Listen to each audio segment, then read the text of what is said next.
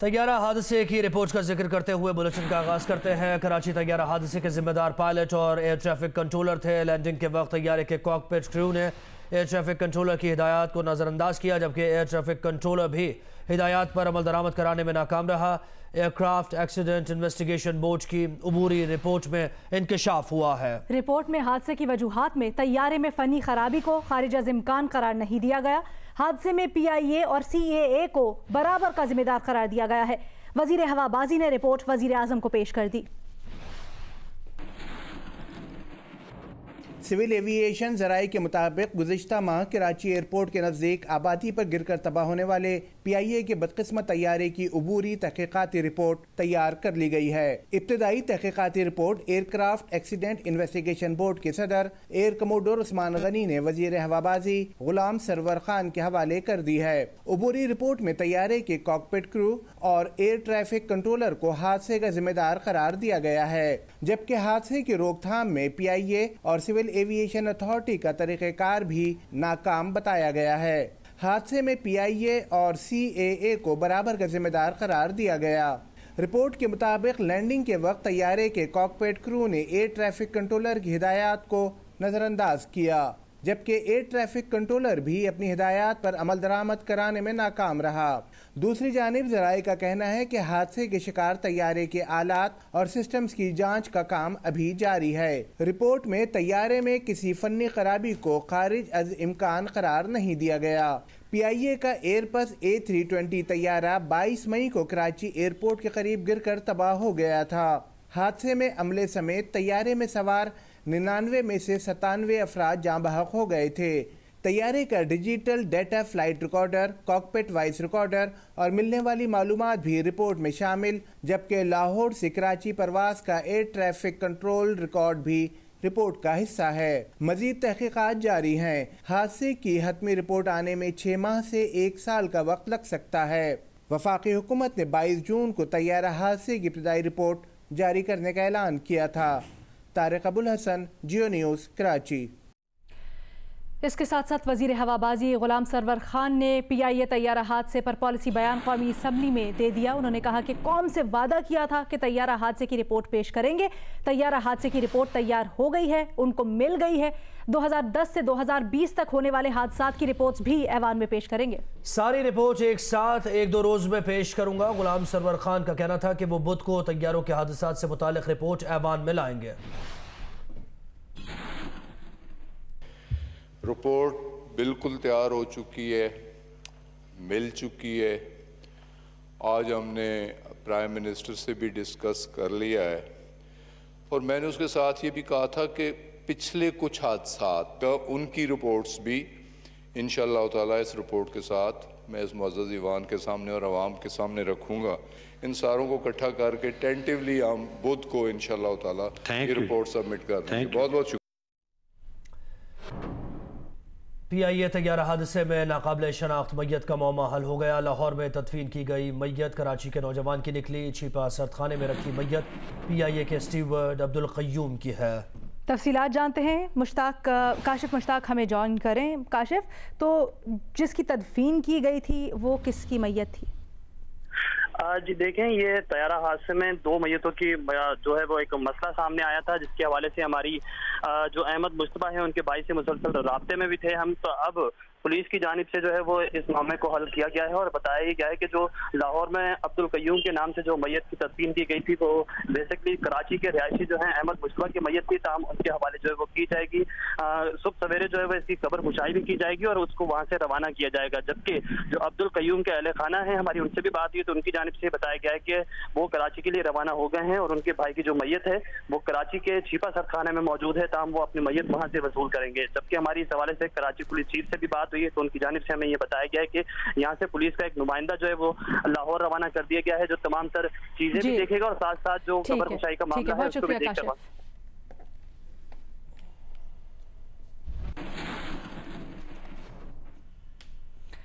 Army chief general Qamar Javed Bajwa نے naval war college Lahore کا دورہ کیا ہے۔ پاک نیوی کی تاریخ بہادری اور قربانیوں سے عبارت ہے، آرمی چیف نے اس موقع پر یہ کہا۔ پاک بحریہ بطور طاقتور فورس ہمیشہ قوم کی توقعات پر پوری اترتی ہے۔ آرمی چیف نے کہا کہ پاکستان کے جیو اسٹریٹجک ماحول، سیکیورٹی چیلنجز اور مواقع پر بات کی ہے۔ ISPR کا یہ بتانا ہے کہ آرمی چیف نے اس موقع پر یہ گفتگو کی ہے۔ Army chief general Qamar Javed Bajwa نے نیول وار کالج لاہور کا دورہ کیا۔ اس موقع پر انہوں نے کہا کہ پاک نیوی کی تاریخ بہادری اور قربانیوں سے عبارت ہے۔ پاک بحریہ بطور طاقتور فورس ہمیشہ قوم کی توقعات پر پوری اتری ہے۔ آرمی چیف نے پاکستان کے جیو اسٹریٹجک ماحول، سیکیورٹی چیلنجز اور مواقعوں پر بات کی۔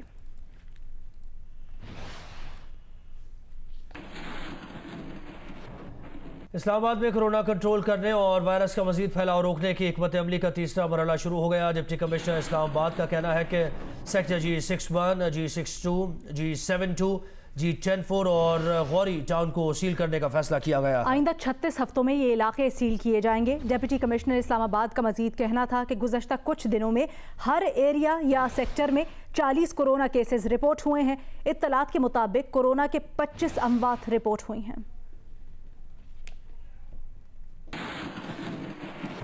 کراچی کے 2 اضلاع میں سمارٹ لاک ڈاؤن کا مثبت نتیجہ نکلا ہے۔ ملیر اور غربی میں نئے کیسز میں کمی آئی۔ ملیر میں ہفتے کو کورونا کیس 185 تھے، اتوار کو 99 رپورٹ ہوئے۔ ضلع غربی میں 140 سے کم ہو کر 111 پر آ گئے۔ دیگر 4 اضلاع میں مریض بڑھنے لگے ہیں۔ ضلع شرقی میں ہفتے کو 360 کیسز تھے، اتوار کو 390 ہو گئے۔ ضلع جنوبی میں 346 سے بڑھ کر 363 ہو گئے ہیں۔ ضلع وسطی اور کورنگی میں بھی کیسز میں اضافہ رپورٹ کیا گیا ہے۔ محکمہ صحت سندھ کے ذرائع کے مطابق سمارٹ لاک ڈاؤن کے بعد کراچی کے 6 میں سے 4 اضلاع میں کورونا وائرس کے کیسز کم ہونے کے بجائے بڑھ گئے ہیں۔ ضلع شرقی میں 360 کیسز تھے جو اتوار کو بڑھ کر 395 ہو گئے۔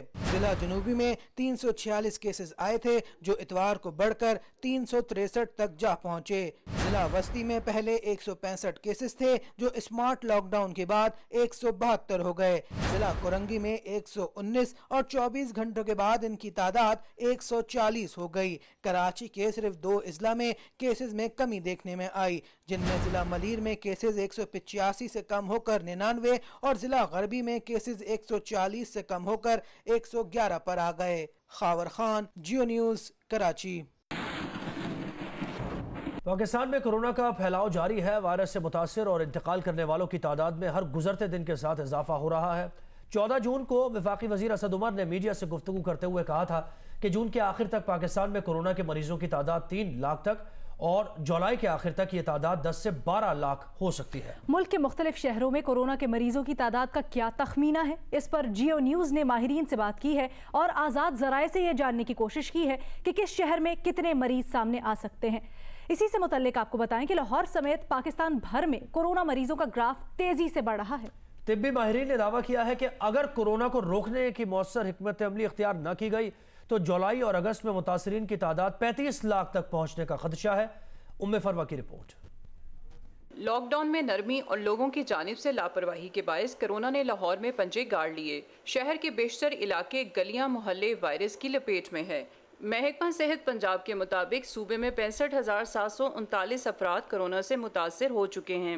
1,407 مریض زندگی کی بازی ہار گئے۔ صرف لاہور میں 33,811 افراد کورونا وائرس میں مبتلا ہوئے، جبکہ 545 جاں بحق ہوئے۔ پاکستان میڈیکل ایسوسی ایشن لاہور کے صدر پروفیسر اشرف نظامی نے خدشہ ظاہر کیا ہے کہ کورونا کی صورتحال آئندہ مہینے مزید خطرناک ہو سکتی ہے۔ جولائی اگست کے اندر آ کے ہمارے ہاں جو کووڈ-19 کے مریض ہوں گے، افیکٹڈ ہوں گے، وہ 35 سے 40 لاکھ اور ان کے ساتھ خدا نہ کرے کہ جو شرح اموات جو ایسٹیمیٹڈ ہے اس وقت کہ وہ 80,000 کے قریب لوگ ہو سکتے ہیں۔ Vice chancellor university of health sciences professor doctor Javed Akram کا کہنا ہے کہ پاکستان میں کورونا سے متاثر ایک مریض 3 افراد میں وائرس منتقل کرنے کا باعث بن رہا ہے۔ اس وقت کیونکہ پاکستان میں ٹرانسمیشن بڑھتی جا رہی ہے اور اس وقت پیک سے بھی اوپر جا رہی ہے، تو اس وقت یہ نمبر ہے 3 کے قریب، جو کہ انتہائی خطرناک کنسیڈر ہوتا ہے۔ اس کا مطلب ہے کہ ایک انسان 3 انسانوں کو یہ لگا سکتا ہے۔ گرینڈ ہیلتھ الائنس کے چیئرمین ڈاکٹر سلمان حسیب نے دعویٰ کیا ہے کہ 50% ہیلتھ پروفیشنلز کورونا سے متاثر ہیں۔ ہسپتالوں میں جگہ کی کمی ہے، اموات 4 گنا تک بڑھ سکتی ہے۔ جس تیزی کے ساتھ کورونا پھیل رہا ہے، خدا نہ خواستہ جولائی اور اگست میں ان کی تعداد شاید 10 لاکھ سے بھی زیادہ گزر جائے اور جو نمبر آف دا ڈیتھ ہے شاید 4 ٹائمز انکریز ہو جائے۔ ریسرچرز کا دعویٰ ہے کہ بہت بڑی تعداد ایسے لوگوں کی ہے جو کورونا سے متاثر ہیں، لیکن ان کا کوئی ریکارڈ نہیں۔ ام فروہ، جیو نیوز، لاہور۔ कोरोना मरीजों की तादाद से मुतल्लिक मुख्तलिफ मॉडल्स के मुताबिक पाकिस्तान में 20 अगस्त के करीब अस्पतालों पर दबाव अपने उरूज पर होगा। कोरोना मरीजों से मुताल्लिक मोतबर तस्लीम किए जाने वाले अमरीकी मुहक्किक यू यांग का ये कहना है। अमरीकी university Massachusetts institute of technology के एक मॉडल के मुताबिक अगर हुकूमत की जानिब से लॉकडाउन का मौजूदा सिलसिला जारी रहा तो पाकिस्तान में 19 जुलाई तक कोरोना मरीजों की तादाद 4,73,000 और 19 अगस्त तक 10,86,000 से जायद होगी, जबकि मरने वालों की तादाद 19 जुलाई तक 9,800 के करीब और 19 अगस्त तक 22,000 के करीब पहुँचने का खदशा है। कोरोना के मरीजों की पेशगोई से मुतालिक MIT से ताल्लुक़ रखने वाले एक आज़ाद तहकीकदान यू यांग का मॉडल और आदाद शुमार भी हकीकत से करीब तर करार दिए जाते हैं और अमरीकी हुकूमत भी फैसलों में इन आदाद शुमार का ख्याल रखती है। इस मॉडल के मुताबिक अगर जुलाई के इख्तिताम तक हुकूमत ने पाबंदियों पर सख्ती से अमल करवाया, 60% तक आबादी समाजी दूरी के उसूलों पर अमल करने लगे और कोरोना टेस्टिंग की सलाहियत 10 लाख में से 25 से 35% तक कर दी गई तो 19 जुलाई तक पाकिस्तान में केसेस की तादाद 4,53,000 से जायद और 19 अगस्त तक 9,10,000 से जायद होगी, जबकि मरने वालों की तादाद 19 जुलाई तक 8,500 से जायद और 19 अगस्त तक 16,000 से जायद हो सकती है। इंपीरियल कॉलेज ऑफ लंदन के बनाए गए मॉडल के तहत 19 जुलाई तक पाकिस्तान में केसेस की तादाद 4.5 लाख से जायद और 19 अगस्त तक 13,60,000 से जायद हो सकती है, जबकि 19 जुलाई तक मरने वालों की तादाद 8,500 से जायद और 19 अगस्त तक ये तादाद 16,000 से जायद हो सकती है। ताहम तहकीक में कहा गया है कि अगर हुकूमत ने सख्ती से SOPs पर अमल करवाया तो ये आदाद व शुमार 30% कम हो सकते हैं। कोरोना मरीजों की मुमकिना तादाद के हवाले से पाकिस्तान के 3 मौक़िक़ीन ने भी एक मॉडल बनाया है। 100 रोज़ा मॉडल के मुताबिक अगर मुल्क में एहतियात नहीं की गई तो अगस्त के इख्तिताम तक बग़ैर अलामात वाले कोरोना मरीजों की तादाद 1,30,00,000 से जायद, हल्की अलामात वाले मरीजों की तादाद 3 करोड़ से जायद, कोरोना वायरस से शदीद मुतासिर होने वालों की तादाद 60 लाख और अमवात की तादाद 7,60,000 के करीब हो सकती है। वज़ीर आज़म इमरान खान कहते हैं कि सूबे उनसे पूछते तो कभी ऐसा लॉकडाउन ना होने देते, सख्त लॉकडाउन न करने और एहसास प्रोग्राम की वजह से आज पाकिस्तान में भारत जैसे हालात नहीं। उन्होंने नकद रकम तकसीम करने के लिए लाड़काना का दौरा किया। समझ नहीं आए कि वहाँ छाबड़ी वालों को क्यों बंद कर दिया गया। मेरे से अगर वो पूछ लेते सूबे तो मैं कभी इस तरह का लॉकडाउन ना होने देता, क्योंकि जब आप लॉकडाउन करते हैं तो पहले आपको ये सोचना चाहिए कि हमारे लॉकडाउन से माशरे के मुख्तलिफ लोगों के ऊपर क्या असरात आएंगे। अल्लाह का शुक्र है मैंने प्रेशर रेजिस्ट किया और नहीं किया वो। आज हिंदुस्तान के अंदर जो गुर्बत फैली है कोई अंदाज़ा ही नहीं लगा सकता कि कितने लोगों का क्या हाल बना है। मैं भी अभी लड़काना गया पैसा डिस्ट्रीब्यूट करने देखने के लिए और उधर मैंने यही देखा कि वो बेचारे कोई तरखान है, कोई दर्जी है, कोई और कई मुझे अफसोस हुआ कि लड़काने में कोई उसमें से 20% छाबड़ी वाले थे। तो मुझे अभी तक ये नहीं समझ आई कि छाबड़ी वालों को क्यों बंद कर दिया हमने। कराची से खबर शामिल करेंगे जहां कोरोना मरीजों के लिए सिर्फ 323 वेंटिलेटर्स मौजूद हैं। इस वक्त सिर्फ 72 खाली हैं। कराची के निजी और सरकारी अस्पतालों में 251 मरीज वेंटिलेटर पर हैं। नुमाइंदा जियो न्यूज़ खबर खान ने में ज्वाइन किया है। खबर कहिएगा क्या सूरत हाल है इस वक्त। जी ज़ुहैब, बिल्कुल महकमा सेहत सिंध की जानिब से वज़ीर आला सिंध को रिपोर्ट पेश की गई है जिसके मुताबिक 332 वेंटिलेटर में से सिर्फ इस वक्त 72 वेंटिलेटर्स खाली हैं। कराची के 8 सरकारी और निजी अस्पतालों में एक भी वेंटिलेटर इस वक्त खाली नहीं है। सबसे ज़्यादा वेंटिलेटर 30 की तादाद में SIUT के पास मौजूद हैं जिसमें एक भी खाली नहीं है। ट्रॉमा सेंटर बेनज़ीर भुट्टो पे 26 और ओजा में 24 वेंटिलेटर्स पर मरीज इस वक्त मौजूद हैं। जो हैरत अंगेज बात यह है कि सोशल सिक्योरिटी किडनी और सोशल सिक्योरिटी जो लांडी है वहाँ के तमाम 11 वेंटिलेटर इस वक्त खाली पड़े हैं। गुज़िश्ता रोज एक्सपो सेंटर का इफ्तिताह किया गया है आइसोलेशन वार्ड का, तो वहाँ के 10 वेंटिलेटर जो है मुकम्मल तौर पर इस वक्त खाली पड़े हैं। इसके साथ साथ बहुत शुक्रिया खबर तफसीलात के लिए।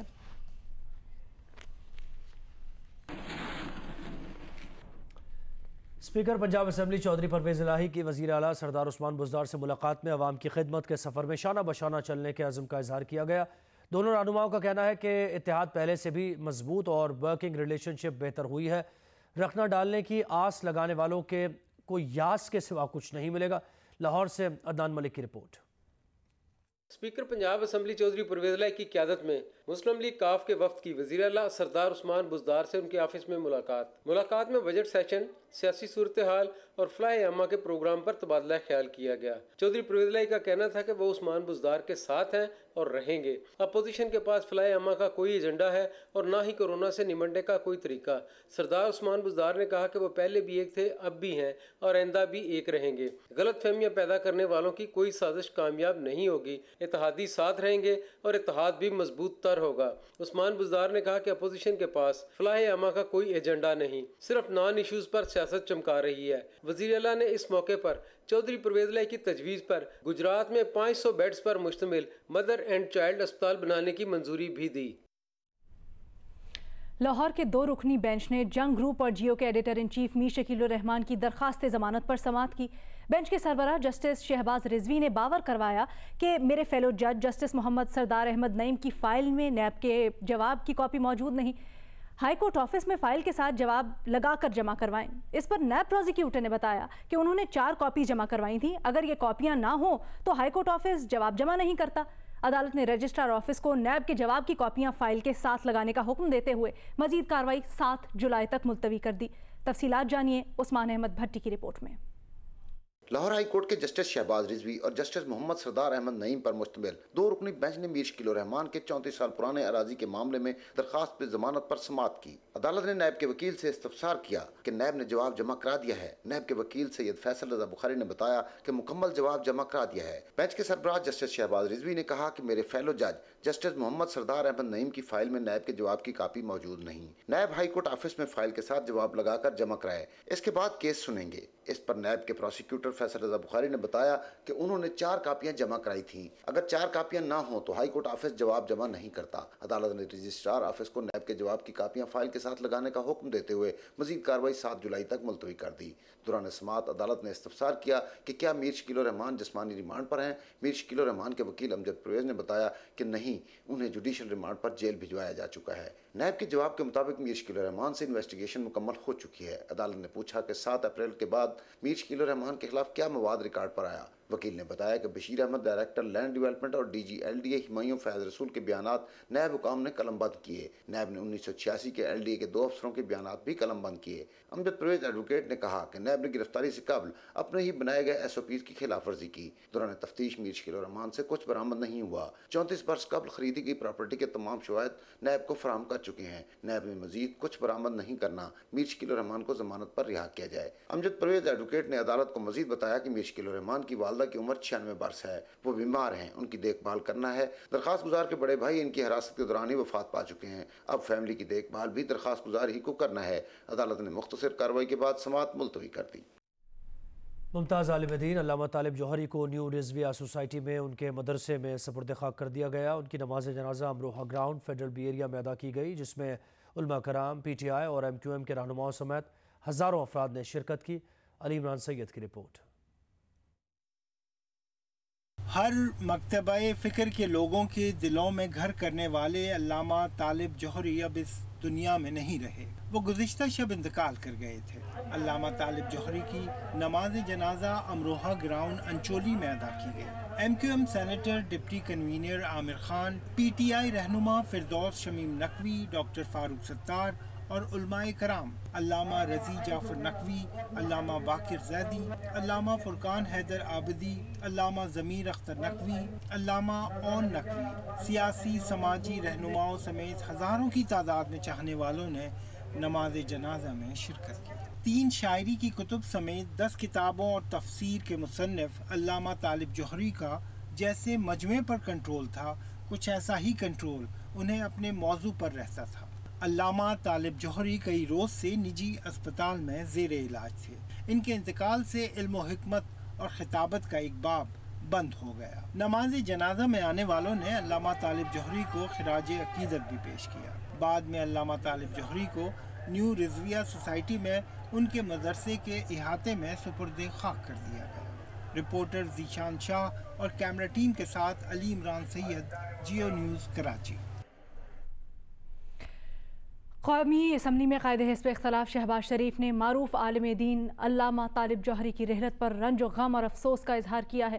شہباز شریف کا کہنا تھا کہ علامہ طالب جوہری قرآن اور دین کی تشریح کا منفرد انداز رکھتے تھے۔ شہباز شریف نے کہا کہ اللہ تعالیٰ نے انہیں یہ صلاحیت بخشی تھی کہ مشکل سے مشکل بات انتہائی آسان الفاظ میں بیان کر دیتے تھے۔ ان جیسی قابل شخصیت کی وفات ملک و ملت اور دین کی تبلیغ و ترویج کے لیے ایک بہت بڑا نقصان ہے۔ اللہ تعالیٰ ان کے درجات بلند فرمائے، پسماندگان کو صبر جمیل عطا کرے۔